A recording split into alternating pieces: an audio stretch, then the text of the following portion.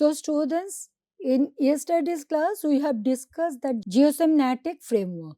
And today I will show you one example so that you can see through this demonstration how to apply this geosemitic frame. So today we'll be discussing the geosemitic framework, its application for urban floods. I will also bring up particular reference to a project ENACT evaluating the feasibility and efficacy of integrated catchment scale nature-based solutions for climate change adaptation in India. It was done for the Guwahati city and it was a multi-institutional project, and we took care of this nature-based solution where we use the geosemitic framework. In that, we'll be discussing risk, the identification and prioritizing, then geospatial data acquisition, geospatial map development, analysis and hotspots, and strategic planning with community. And today we will end with the summary for the lecture module 8. So, 8th week and those lectures we'll be discussing in summary. So, geosemitic framework and its application for urban flood. I will start with some recap on the previous lecture, that is geosemitic framework. Conceptual methodology, as we have discussed, that this framework helps us in risk hotspot identification and potential solution space identification. It advocates preservation of areas with pre-existing healthy ecosystems. It advocates restoration of areas that are showing signs of degradation and revival of areas that are under threat. This framework, geosemitic, it is actually taking help of the remote sensing and GIS.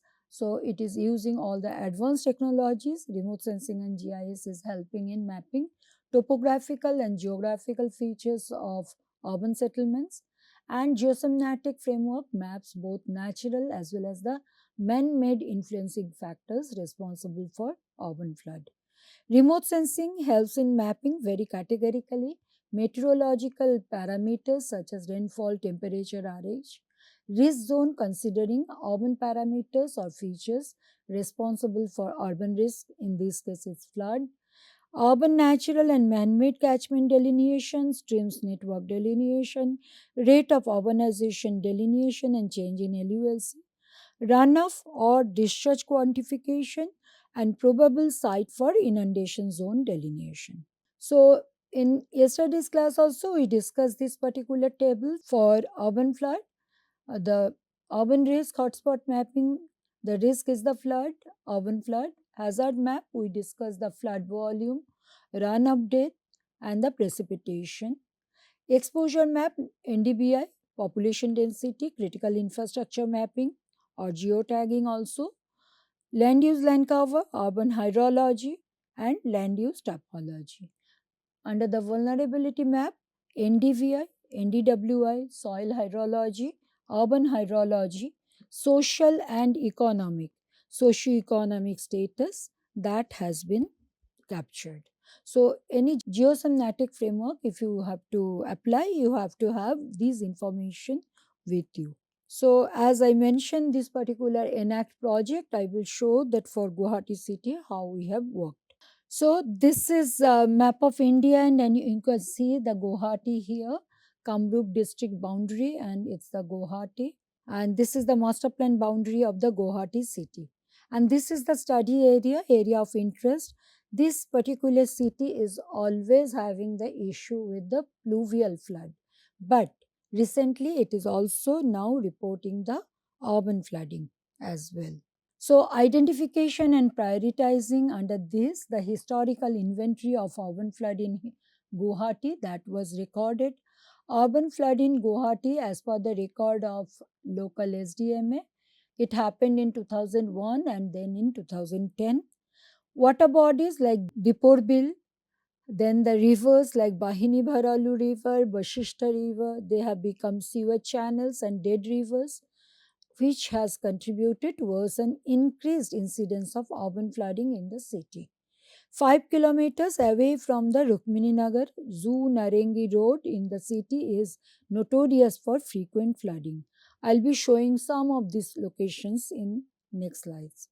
The central part of the city has small hillocks, namely Saranya Hill, Navagroho Hill, and Nilanchal Hill, and Chunsali Hills.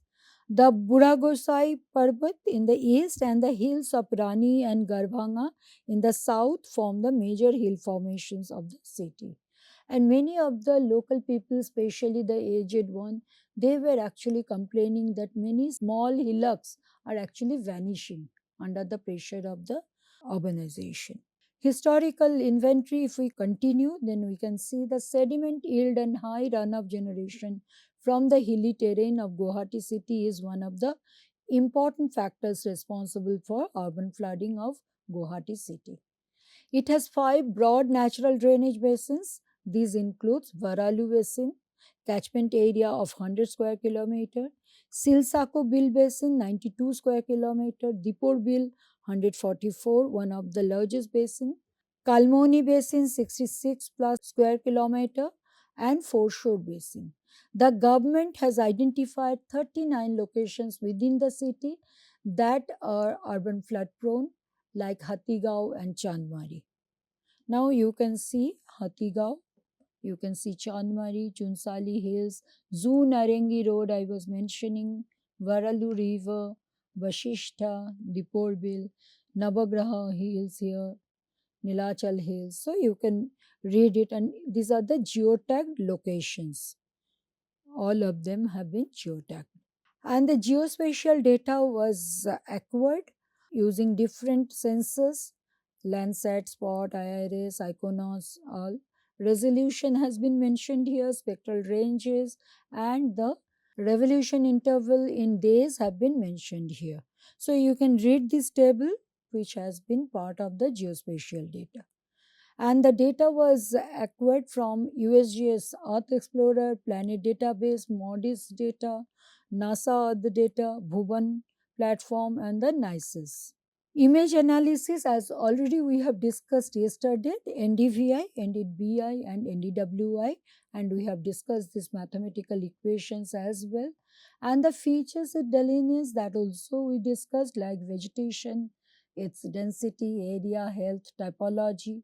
NDBI talks about built up area, spatial density, area, and pattern, and NDWI water, the area and shape. Mapping of each geospatial layers on the GIS platform happened based on this NDVI and BI and WI info.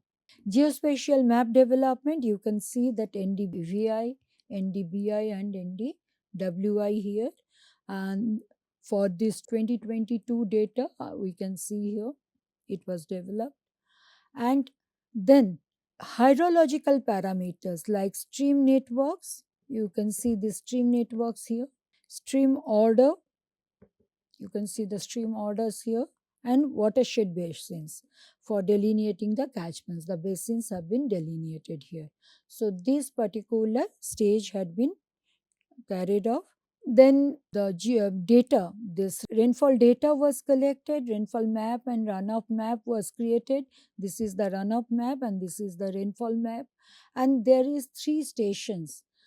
This IWD interpolation was done based on the data collected from these 3 stations. And again, I am bringing back those base layers which we have discussed, NDVI, NDBI, and NDWI, and then the stream orders, and then the stream network and the basins. And now you can see here the soil map was created, LULC map, the change, land use land cover change map was created, then the rainfall pattern was created, and the runoff map was created. So these many layers have been created, and based on this creation, this particular urban flood hotspot zones were identified through the overlaying technique, and I also discussed with conditional linkage interconnection. That logic was applied, and then this particular map was created, where this actually gives us the idea that future having more potential for urban flooding. So based on these information and the ground truthing, These 220, 160 and 104, these are the specially three areas. One was Anil Nagar, one was Kalapahar and one was Lokhra, which we had actually identified to do the study in depth. So run-up map was created and the discharge was calculated with the formula of runoff and the area of the grid. So you can see that Anil Nagar and the Kalapahar and this Lokhra, and they come from this particular overlaid map only, hotspots, and the land use land cover for these three.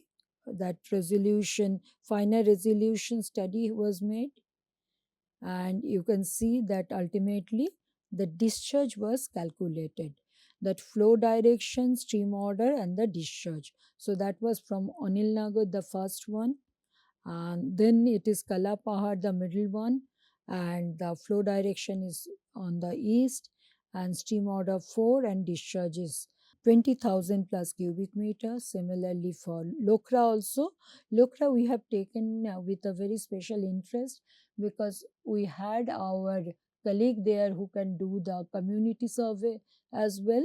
So Lokhra, though it was not showing very high potential risk, but then also it was having a potential, and we had gone for this one, and it is also having very high discharge we could find. Then community engagement we had done there through the workshops, and the colleague could get the architectural model of that area, and that was actually used as a tool for communication with the community. So we had also created the morphology map for this Lokhra hotspot and infrastructure map for the particular area, same area, and base layer identified urban flood hotspot zone and hotspots flow direction and land use land cover. That was our stages followed. And this particular interaction, community interaction, actually highlighted many such issues which we would not really understand at the very first instance. While going through the ground truthing, we could actually understand the validity of the different concern raised, and we could also validate our own model through this process. And this is the blue green infrastructure basket which we had created. The components like a bioretention cell, vegetated soils, and green roofs, permeable pavements. This was created, this was shared there as well, and we could pick up some of the strategies for the modeling. So once the modeling was done, and then we have tried to look at how this bioretention cell physically can come there. We had overlaid this information on a image from Maxa, and on that we have tried to look at how these strategies can look like at that local scale.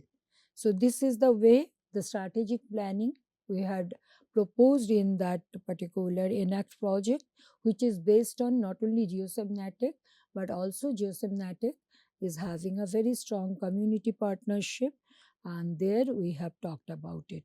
So as yesterday we have discussed in this geosynthetic framework, first we try to understand the area, study area, and the problem itself try to understood from the literature and the survey. Earth observational data, which I have shown you just now, and the overlaying of them, identifying the potential zones where we can go for potential zones for both the hotspots, the risk hotspot, as well as the implementation, and checking the efficacy. Checking the efficacy of this, we have done, we have actually deployed two strategies, one with the stakeholders, the community, and one with the modeling, SWMM modeling.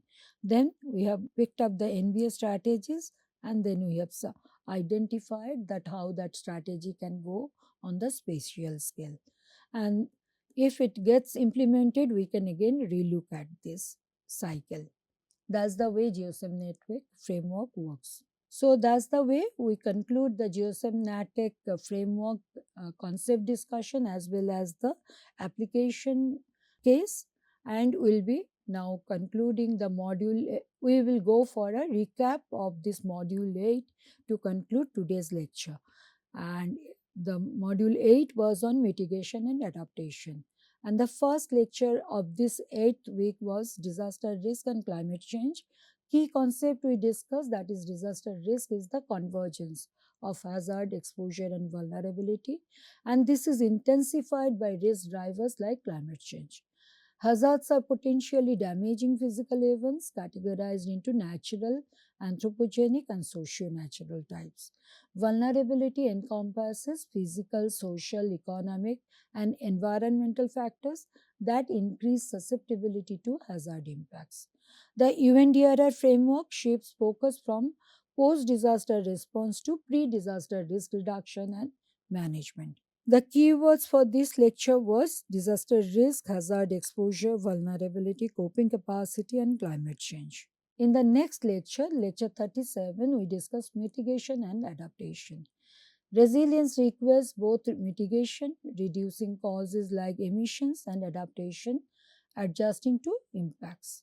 Mitigation strategies include structural measures like seawalls and non structural measures like land use zoning. Adaptation strategies range from reactive coping mechanisms to transformative changes in infrastructure and behavior. Resilience is defined as the system's capacity to absorb shocks, recover, and adapt to long term changes and uncertainty. Keywords are mitigation, adaptation, resilience, structural measures, transformative adaptation. And next lecture was on transformative solutions, nature based solution basics we introduced here. Nature based solutions protect and restore ecosystems to address societal challenge while providing human and biodiversity benefits. Transformative solutions fundamentally shift underlying systems, policies, infrastructure rather than just treating symptoms. Natural capital, forest, water, soil is the essential asset base that sustains economic flows and ecosystem services. Global bodies like IUCN and IPCC promote NBS to achieve co benefits like climate regulation, food security, and disaster risk reduction. Nature based solutions, natural capital, transformative solutions, IUCN, and co benefits, they were the keywords for this lecture, lecture 38.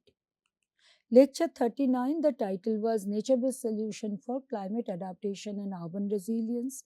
The key concept we discussed, as the global mitigation window closes, adaptation becomes an emergency response to address long term environmental risks. NBS mechanisms mitigate specific risks such as reducing the UHI effect via evapotranspiration and managing floods via infiltration. So, multi benefits. Social equity challenges include preventing green gentrification, where ecological improvements inadvertently displace vulnerable populations. Planners must manage ecological disservices like allergic pollen, BVOC emissions, and the vector-borne diseases alongside the benefits. We discussed adaptation gap, bounce forward, green gentrification, ecological disservices, and evapotranspiration in this lecture. And the concluding lecture of this 8th week was ecosystem based adaptation and EcoDRR. Key concept discussed is the EBA and EcoDRR, which utilize biodiversity and ecosystem services to help communities adapt to climate change and reduce disaster risks. EcoDRR sustainably manages ecosystems to mitigate hazards like floods and landslides. Green versus grey debates were raised, such as in Kerala's coastal erosion crisis, highlight the conflict between hard engineering and nature based approaches. Bioengineering stabilizes slopes using living vegetation like vetiver grass, offering a resilient alternative to rigid concrete structures. Keywords for this lecture was ecosystem based adaptation, EcoDRR, coastal resilience, bioengineering, green versus grey. So, we have discussed the application of geosemitic framework, and we have also discussed the recap of module 8 in this particular one, and with a particular case application, geosemitic application has been elaborated, and thus we are having the 59th lecture today completed, and tomorrow we will finish the last lecture of this course. So this is the list of references for you. Thank you.